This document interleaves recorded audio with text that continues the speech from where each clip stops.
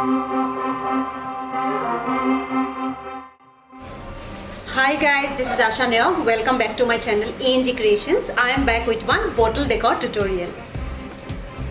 For that, I am using one wine bottle. I have used black spray as base color.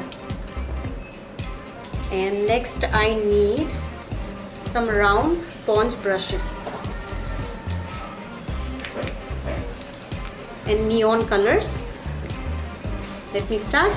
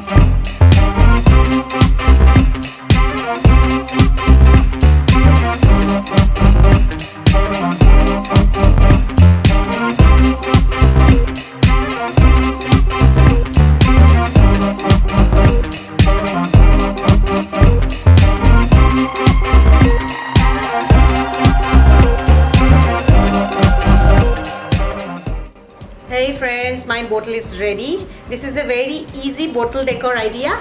Even beginners can try. I hope you also like it. If you like it, please share your comments and feedback and give a big thumbs up. I'll be back soon with more videos. Till then, take care and bye-bye.